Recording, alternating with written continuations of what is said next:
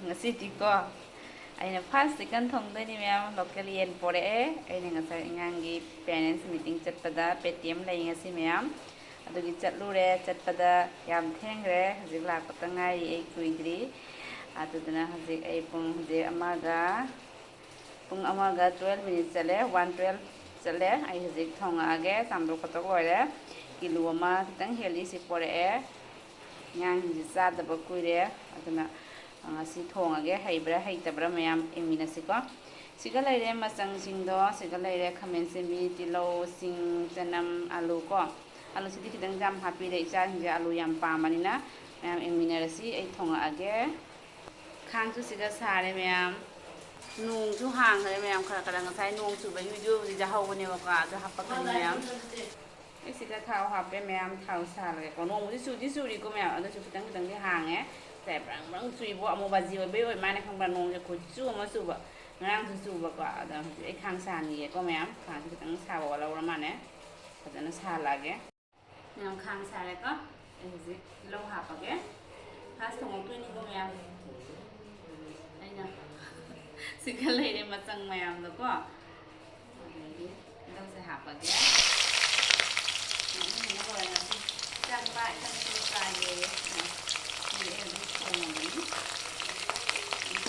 ตั้งเรื่องนี้เจ้าหนึ่งตรงนั้นยังคำสิมีทักษะนี่ก็มันจะเส้นตั้งๆบางแล้วที่ข้าววางตั้งโต๊ะแล้วก็จะคำสิมีทักษะไม่มาตั้งโดยโอ้ยบอกว่าที่เราเสร็จก็ร้อนโอ้ยก็ไม่เดี๋ยวนะไอ้คำสิมีเส้นทักษะอะไรเนี่ย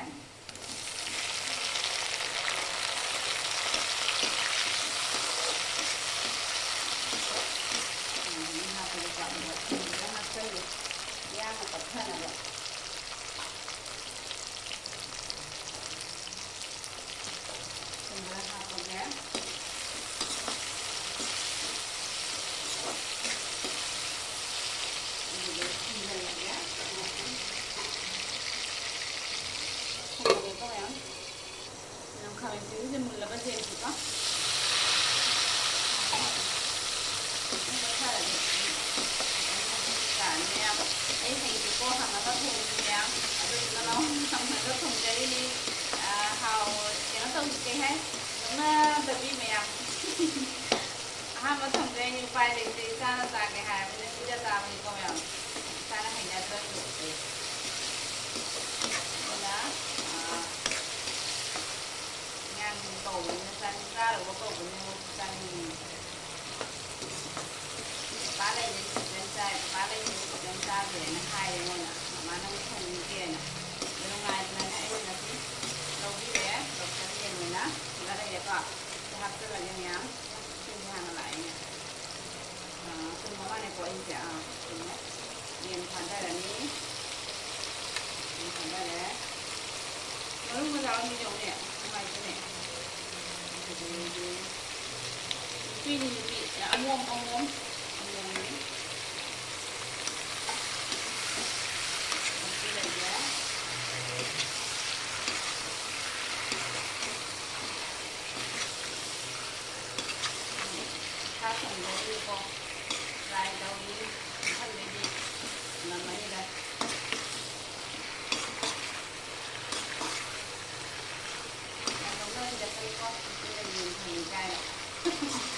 vài lần đi ra thì nó xa mình nè mình không đi đến đây thì mình là sai đi khá là mình học phải gọi mình là mình học nhé ổn định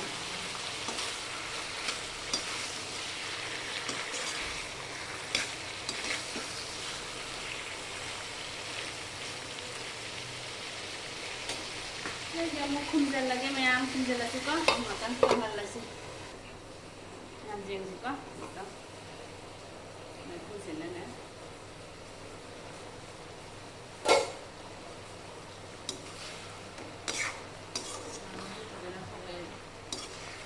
yang lagi hai apa lagi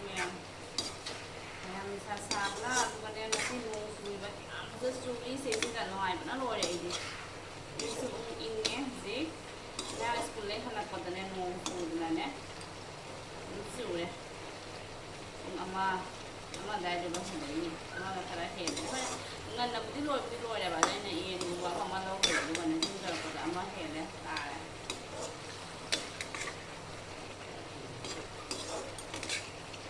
ꯉꯥꯛꯇꯪꯒ ꯂꯣꯟꯈꯤꯒꯦꯀꯣ ꯂꯣꯏꯔꯒ ꯉꯥꯛꯇꯪ ꯂꯩꯔꯒ ꯆꯅꯝ ꯀꯩꯀꯩ ꯍꯥꯞꯇꯣꯏꯅꯤ ꯁꯤꯁꯦ ꯉꯥꯛꯇꯪꯒ ꯐꯨꯠꯈꯤꯒꯦ ꯈꯔ ꯐꯖꯅ ꯐꯨꯠꯈꯤꯒꯦ ꯃꯨꯟꯗꯗꯤ ꯑꯃꯨꯛ ꯗꯁꯥ ꯇꯥꯅꯤ ꯑꯩ ꯀꯨꯏꯗꯤ ꯀꯨꯏꯔꯕꯅꯤ ꯐꯨꯠꯂꯛꯏꯁꯦ ꯅꯣꯡꯁꯨ ꯇꯥꯏ ꯃꯌꯥꯝ ꯅꯣꯡꯁꯦ ꯎꯔꯗꯤꯀꯣ ꯏꯁ ꯈꯤꯇꯪ ꯈꯔ ꯆꯦꯜꯍꯟꯒꯦ ꯃꯌꯥꯝꯗ ꯚꯤꯗꯤꯑꯣꯕꯨꯗꯤ ꯍꯥꯞꯄꯅꯦꯕꯀꯣ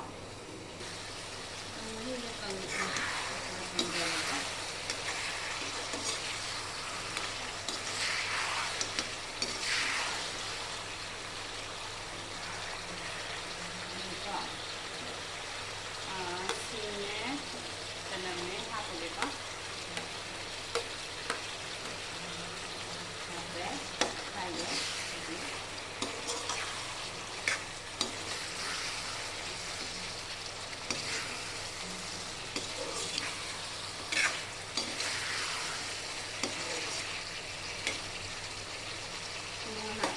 ngꯧꯈꯤꯒꯦꯀꯣ ꯃꯌꯥꯝ ꯑꯂꯨ ꯍꯥꯞꯆꯜꯂꯦꯀꯣ ꯊꯨꯝ ꯍꯥꯞꯆꯜꯂꯦ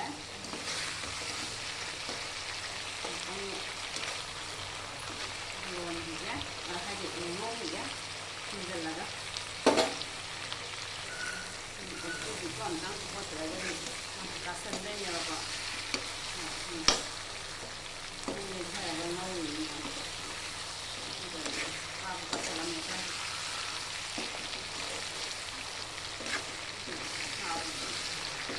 ꯑꯂꯨꯁꯦ ꯃꯨꯟꯐꯥꯎ ꯉꯧꯈꯤꯒꯦꯀꯣ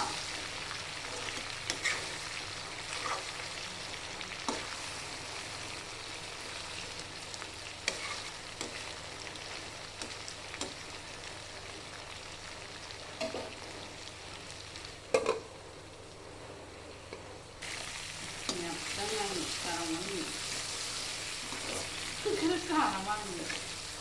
मेथी चांगले खरं फक्त नाही गावी नाही माय गावला ना खाणी नाही hay buồn lời dễ sợ hay người cái hạt đã hay được cái hạt cái gì á muro masu về cái thanya có đã có nông người thấy nè nông thì nó là thanya có đã đi nè nông thấy nè em video đâu có thể nằm cái nằm ngoài đó không vậy thì là masala đây có masala thì hạt có đấy Kita masih makan merah hati kok.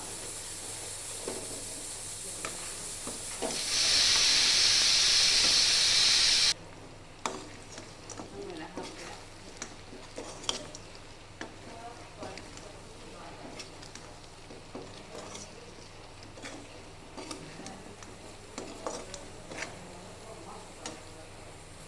Yang atas kuku gitu kok, setelah HP mau ya, tunggu gitu kok. Rasa ngon quá nó tàu đấy xin hạt cho mình đi nhá mặc cả cái đây đang ngon chút phòng chưa mà xem nè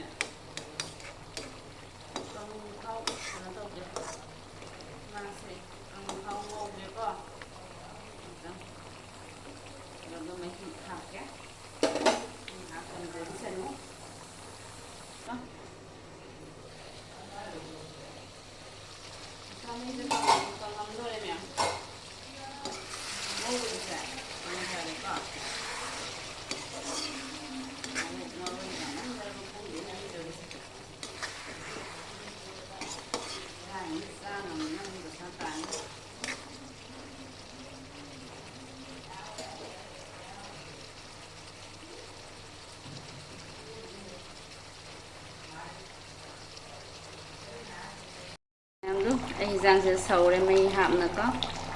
yang hawada manbra ai heiraba mayam thongbase heire ko ya henge thongna pizza jani cha singda kitang olaksi ko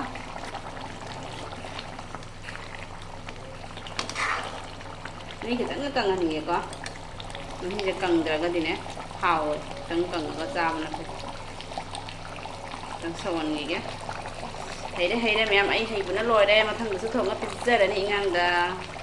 ꯍꯥꯎꯅꯤꯀꯣ ꯃꯌꯥꯝ comment ꯊꯝꯕꯤꯔꯝꯃꯨꯀꯣ ꯃꯌꯥꯝꯗꯣ ꯄꯨꯡꯂꯣꯏ ꯂꯣꯏꯔꯦ ꯑꯩ ꯍꯤꯟꯖꯥꯡꯁꯦ ꯃꯌꯥꯝꯗꯣ ꯂꯣꯏꯔꯦ ꯑꯩ ꯍꯧꯖꯤꯛ chicken ꯊꯣꯡꯕ ꯁꯤ ꯑꯗꯨꯝ ꯃꯊꯦꯜ ꯇꯧꯗ꯭ꯔꯦ ꯑꯉꯥꯡꯁꯤꯡꯅꯤꯅ ꯃꯊꯦꯜ ꯆꯥꯔꯔꯣꯏ ꯁꯤ ꯏꯆꯥꯅꯨꯄꯥꯒꯤꯅꯤ ꯁꯤꯗꯅ ꯏꯆꯥꯅꯨꯄꯤꯒꯤ ꯂꯩꯔꯦ ꯃꯣꯏ ꯑꯅꯤ ꯄꯤꯖꯔꯒꯦ ꯍꯧꯖꯤꯛ ꯁꯤꯒ ꯂꯩꯔꯦ ꯁꯤꯅꯤ ꯃꯌꯥꯝ ꯑꯩ ꯍꯤꯟꯖꯥꯡꯁꯦ ꯍꯥꯎꯒꯗꯕ ꯑꯣꯏꯔꯒ ꯍꯥꯎꯒꯗꯕ ꯃꯥꯜꯂꯗꯤ ꯃꯌꯥꯝ ꯀꯃꯦꯟꯇ ꯏꯕꯤꯔꯝꯃꯨꯀꯣ ꯑꯩ ꯍꯩꯔꯕ ꯍꯩꯇꯕ꯭ꯔꯥ ꯍꯥꯏꯅ ꯑꯍꯥꯟꯕ ꯆꯤꯛꯀꯟ ꯊꯣꯡꯕꯅꯤ ꯃꯌꯥꯝ ꯅꯣꯛꯅꯕꯤꯔꯛꯀꯅꯨ ꯍꯥꯏꯗꯤ ꯑꯣꯟꯅꯔꯝꯕ ꯇꯥꯔꯒꯁꯨ ꯍꯥꯏꯗꯤꯀꯣ ꯁꯨꯃꯥꯏꯅꯕꯨ ꯊꯣꯡꯕ꯭ꯔꯥ ꯀꯥꯏꯅ ꯍꯥꯏꯕꯤꯔꯛꯀꯅꯨꯀꯣ ꯃꯌꯥꯝ ꯊꯥꯒꯠꯄꯤꯔꯛꯎ ꯃꯌꯥꯝ ꯑꯍꯥꯟꯕ ꯊꯣꯡꯖꯕꯅꯤ ꯍꯦꯟꯅ ꯑꯇꯩꯁꯨ ꯍꯩꯕ ꯉꯝꯕ ꯑꯣꯏꯖꯒꯦ ꯃꯌꯥꯝ ꯑꯗ ꯉꯝꯅꯕ ꯊꯥꯒꯠꯄꯤꯔꯛꯎꯀꯣ ꯃꯌꯥꯝ ꯁꯤꯅꯤꯀꯣ ꯃꯌꯥꯝ ꯃꯇꯥꯡꯁꯤꯒ ꯂꯣꯏꯁꯤꯜꯂꯒꯦ ꯃꯌꯥꯝ ꯑꯩ ꯆꯦꯅꯦꯜꯁꯤꯕꯨ ꯅꯨꯡꯉꯥꯏꯕꯤꯔꯒꯗꯤ ꯂꯥꯏꯛ ꯁꯤꯌꯔ ꯁꯕꯁꯀ꯭ꯔꯥꯏꯕ ꯇꯧꯕꯤꯔꯝꯃꯨ ꯃꯌꯥꯝ ꯕꯥꯏ ꯃꯌꯥꯝ